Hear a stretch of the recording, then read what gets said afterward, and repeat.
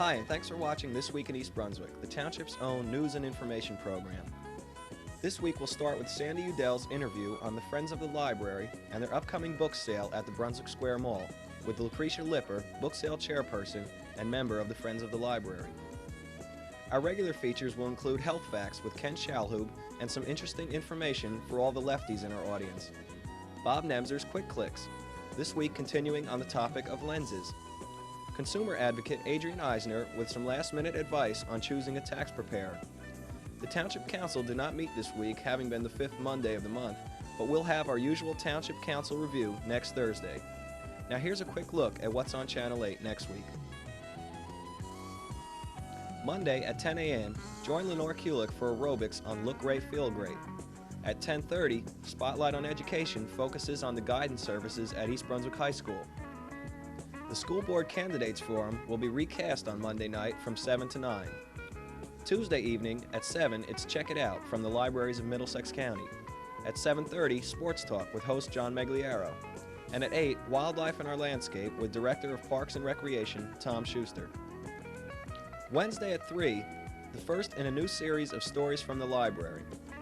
At 7:30, it's For Art's Sake with a touch of spring fashion. Followed at 8 p.m. with The Arts and a look at the Art Goes Public program. We'll be back Thursday at 7 and 8 p.m. with an all-new This Week in East Brunswick.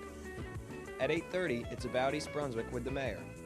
Join Mayor Fox and his guest freeholder David Crabriel in a discussion about Middlesex County transportation and traffic. If you'd like to appear on this program, which will be taped Tuesday night, April 8th, please call the library's reference department at 390-6767. Now let's join Sandy Udell in the studio. Hi, I'm Sandy Udell, and I'm here today with Lucretia Lipper from the East Brunswick Friends of the Library. Lucretia, can you tell me a little bit about your organization? Well, the Friends of the Library is a group that's interested in making a good library even better.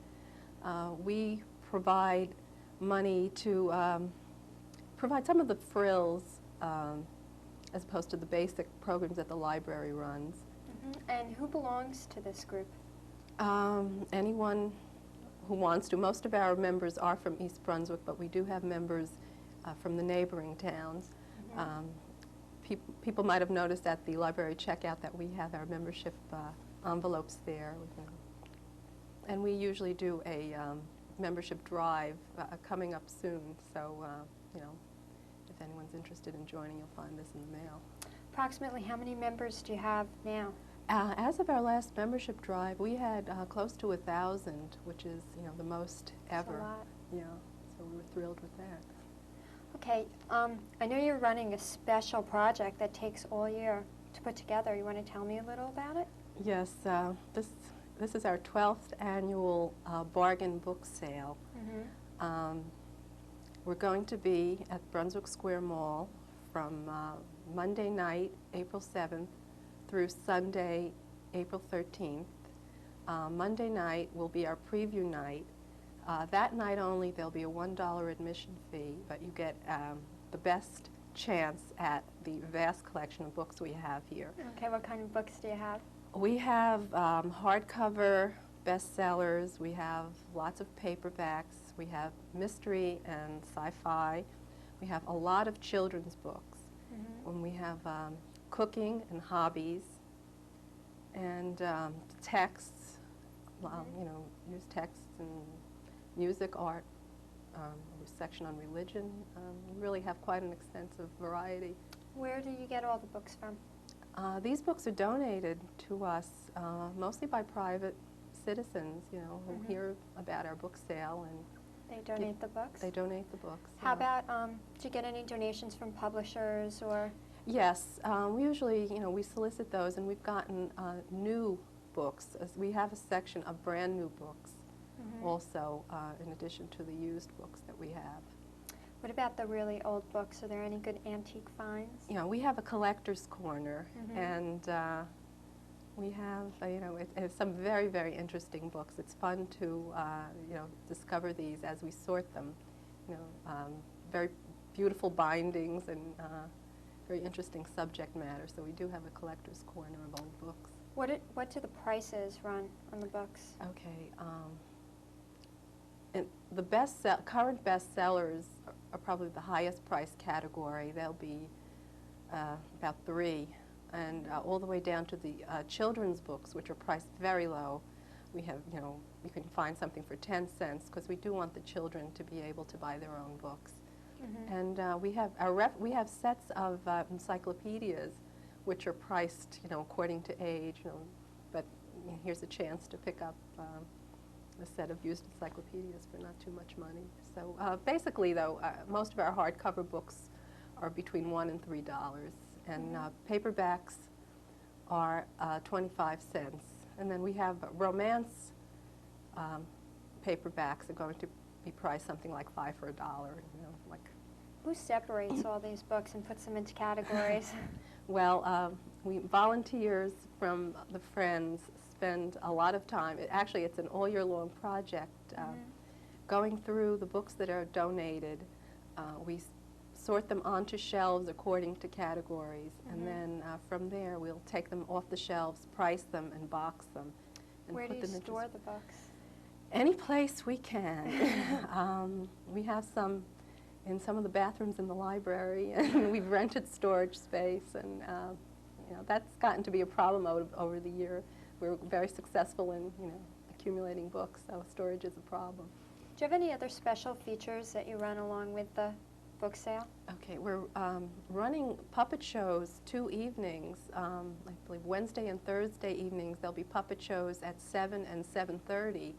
The library puppeteers are going to put these shows on, and people like to bring their children to this, and then they can shop for books. So after the whole sale is over, what happens to the leftover books? Stored again for next year? No, we usually don't do this. We usually have other organizations that might be interested in using the books for their own fundraising purposes will come and take them, because storage, as I say, is a problem, and to pay for storage is prohibitive. What do you do with the proceeds from the books? Okay, the proceeds are used for the library. We've given money to start a compact disc collection in the library. We've paid for a database reference computer in the reference section. We've done everything from running the Star Wars weekend, which we had in February, which was pretty successful. We had the 3 Star Wars movies shown all weekend long, and we have children's entertainment and something as mundane as the new signage, in the library, just to make things a little easier to get around. So, we do things both big and small to make the library a better place. That's terrific. Just repeat the dates for me one more time of the sale. Okay, our sale runs from Monday, April 7th. Monday night we'll be open from 7 till mall closing. Okay, and that's preview night? That's preview night, right. And the rest of the time will be open from Tuesday through Sunday the 13th. We'll be open during mall hours, and we're in the J.C. Penney's court. Okay, thank you very much for coming. Thank you for having me.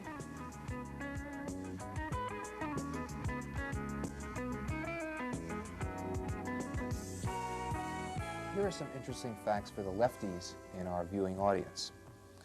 For as yet an unexplained reason, people who are predominantly left-handed apparently are able to withstand moderate brain damage with relatively few of the motor problems observed in right-handed victims of brain damage.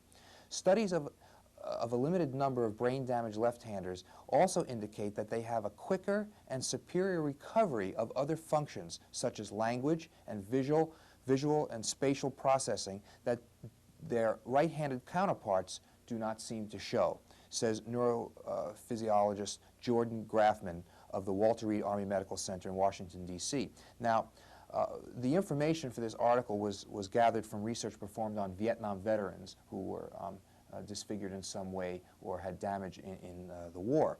Now, there are some data suggesting that left-handers have a more equitable distribution of motor and cognitive skills across brain hemispheres than right-handers, as well as indications that left-handers are more likely to have allergies, myopia, and learning disabilities, and paradoxically are more likely to be intellectually gifted.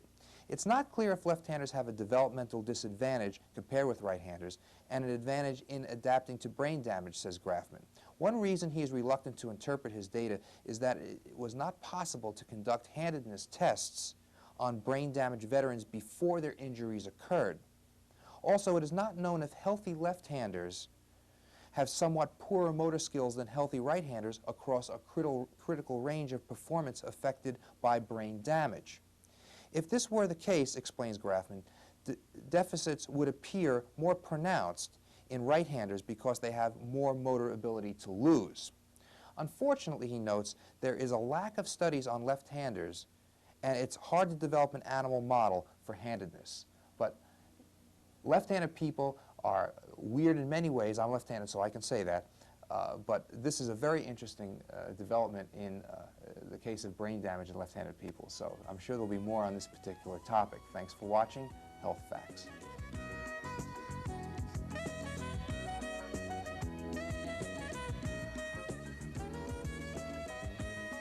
Does the library have the Orlando, Florida telephone directory? Hi, my name is Susan Keel, Head of Reference and Information Services at the East Brunswick Public Library. Questions like this one are asked every day at the reference desk. Yet many of our viewers are not aware of the wide range of materials available here to answer such questions. Today, our question takes us to the business reference section.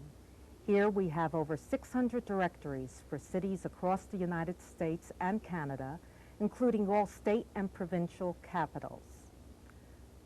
So, does the library have the Orlando, Florida telephone directory? Yes, we have both the yellow and white pages for Orlando. If you have a question, don't hesitate to stop by the reference desk or call us at 390-6767. Hope to see you soon.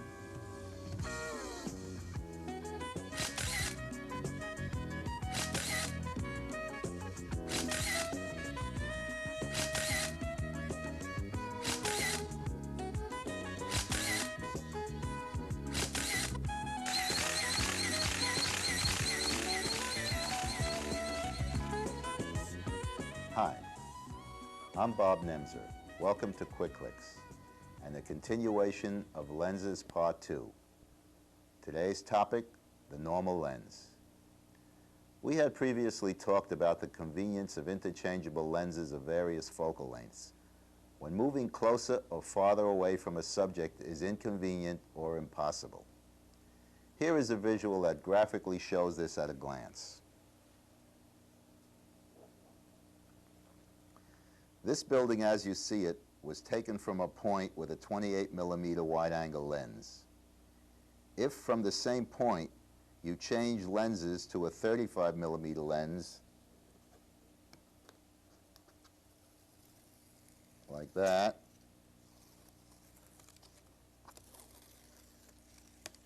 you get a little closer and more of the building fills the frame. Still, it's a little wide angle. Changing to a 50mm lens, as you see here, which is a normal lens that we will discuss in this segment a little later on, brings you closer and proportionately a normal representation of the subject. Changing to a 65mm lens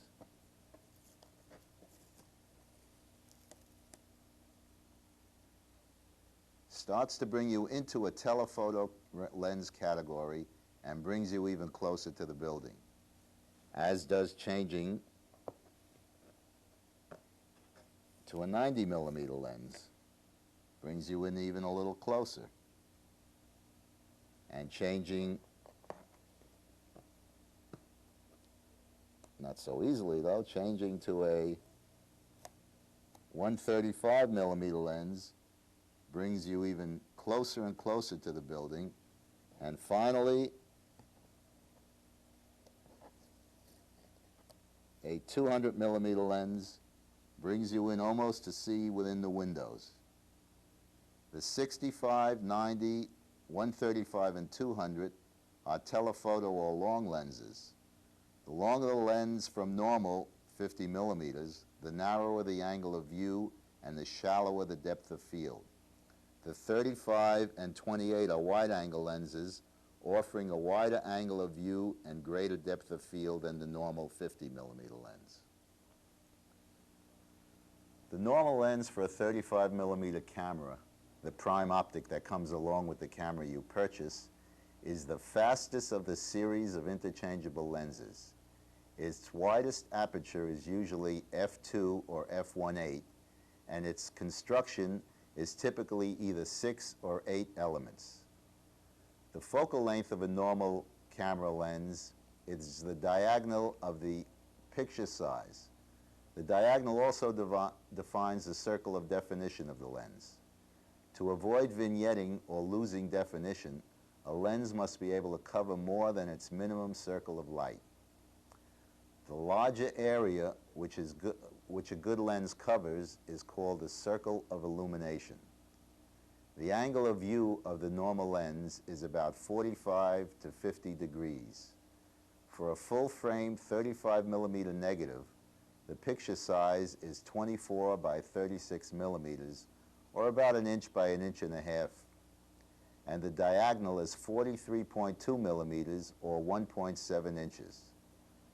For those proportions, the normal lens should be 45 to 50 millimeters. This is a 50 to 55 millimeter lens for the Nikon camera. The normal lens for a 2.25 twins lens reflex camera, like a Rolleiflex, or a 2.25 single lens Hasselblad, is usually 80 millimeters and looks like this. This is an 80 millimeter lens. The diagonal of the picture size in each case is 3 3/8 inches, or 84 millimeters. You cannot use a 50 millimeter normal lens for a 35 millimeter camera with a 2.25 square camera, because you will get vignetting or darkened edges. Using a 2.25 normal 80 millimeter lens on a 35 millimeter camera may create internal reflections and general lowering of image contrast. This happens because the surplus image surrounding the area actually used is more than the camera can handle. Let's take a look at some photos taken with a normal lens.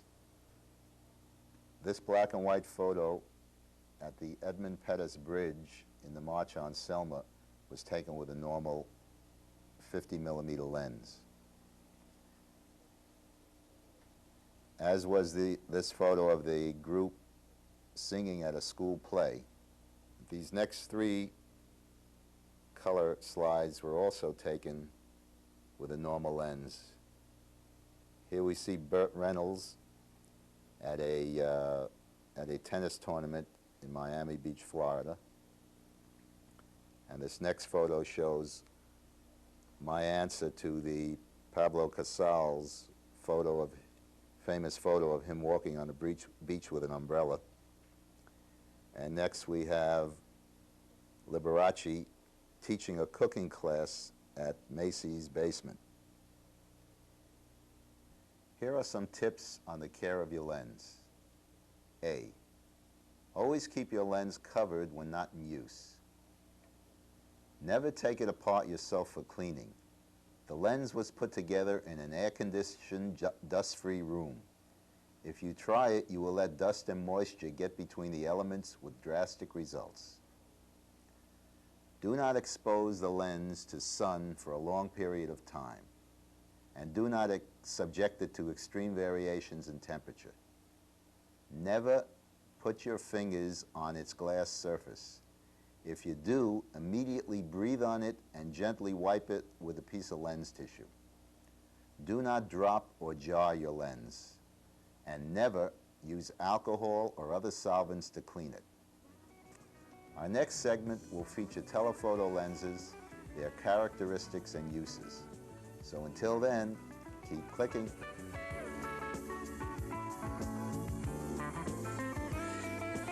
Hello, and welcome to Consumer Aware. I'm Adrienne Eisner, Director of the East Brunswick Consumer Affairs Office. Last week, we looked at some of the basics of income tax preparation. Today, we'll talk about some tips you should follow if you decide to have your return completed by a tax preparer. Keep in mind that whether or not you pay for assistance, you are still responsible for making sure that your taxes are prepared accurately. The quality and price of tax preparation services can vary greatly. If you decide you need assistance, you should shop around to find the preparer best for you. To find the preparer that best suits your needs, call several and ask these important questions. What is your training or experience in preparing tax returns? The more complex your tax situation, the more you may wish the advice of someone with specialized experience. How do you check for accuracy? Does someone else double-check returns? Approximately how much will preparing my taxes cost? How is that fee determined? Where can you be reached later in the year if I should need help with an audit? When you visit the preparer, expect certain things. A preparer should go through a checklist of deductions to see if they apply to you.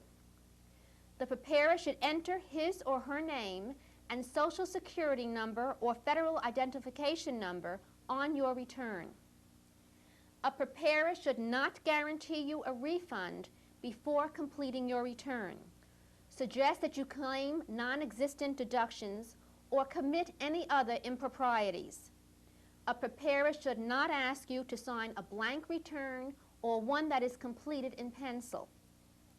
Even though you hired someone to prepare your returns, you are personally liable for any additional tax, interest, or penalty, even if you have a written guarantee from your preparer. Gather and bring to the preparer any information or documents that might apply to your taxes, including last year's tax return. Make a list of any tax-related questions that occur to you and be ready to ask the preparer about them. After your return is prepared, check to see that all the information is correct. Mail the return yourself, since you are the one who will be held responsible for late filing penalties. If you have any further questions about selecting a tax preparer, please contact us at the East Brunswick Consumer Affairs Office. Our telephone number is 390-6954. Our office is located in the Municipal Building, and we are open Monday through Friday from 9 a.m. till 5 p.m. Call us for any help that you may need. Thank you for joining me on Consumer Aware. We'll close now with a look at the Youth Art Month exhibit at the library. Youth art is celebrated nationally during the month of March. However, East Brunswick enjoys such a wealth of talented young artists that the schools and the library devote March and April to the display of their work. Work by our elementary school children was displayed in March and included posters from the Affirmative Action Contest held earlier this year. The secondary schools exhibit has just been completed and may be seen at the library throughout the month of April. Examples of collage, photography, ceramics, and other media have been included in this exhibit. Art Supervisor Ken Koppel reminds residents that an award ceremony recognizing the students' accomplishments will be held in the high school auditorium on Sunday, April 13th at 2 p.m. And that's all for this week. Thanks for watching.